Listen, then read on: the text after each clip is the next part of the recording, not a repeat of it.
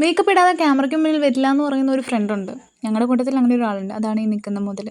അങ്ങനെ അവളുടെ മേക്കപ്പൊക്കെ കുറച്ച് കഴിയാൻ സമയമെടുക്കുമെന്ന് പറഞ്ഞു. ഇത് അവളുടെ മേക്കപ്പ് ട്യൂട്ടോറിയലാണ് നമ്മളിവിടെ കാണുന്നത്.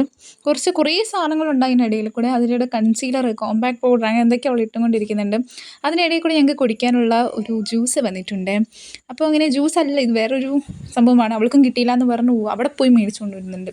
പിന്നെ അതിന് ശേഷം പരസ്പരം ഞങ്ങൾ ക്യാമറ കണ്ടാൽ ഭയങ്കര അഭിനയമായതുകൊണ്ട് തന്നെ അതിൻ്റെ എല്ലാ കലാപരിപാടികളും അവിടെ നടക്കുന്നുണ്ട്.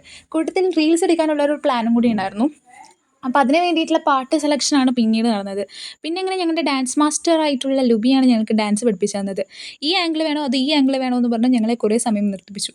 അതിനുശേഷം റീല് ചെയ്യാനായിട്ട് രാവിലെ കുളിച്ചില്ലെങ്കിലും ലിപ്സ്റ്റിക് ഇടണമെന്ന് മുഖ്യമാണ് അവൾക്ക്. അതുകൊണ്ട് അവൾക്ക് റീൽസ് എടുക്കണമെങ്കിലും ലിപ്സ്റ്റിക് ഇടണം. ലിപ്സ്റ്റിക് ഇട്ടാലാണ് ഒരു ജീവൻ വയ്ക്കുള്ളൂ, മീൻസ് നല്ല കളർ വരുള്ളൂ എന്നൊക്കെയാണ് അവളുടെ ഭാവം.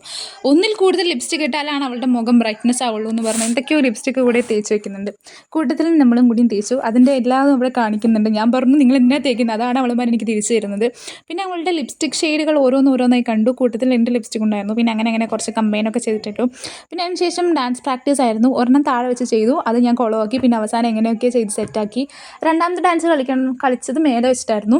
അതിനവൾ വീണ്ടും ലിപ്സ്റ്റിക് റീഅപ്ലൈ ചെയ്തു. അത്രയേ ഉള്ളൂ ഗൈസ്. Bye bye.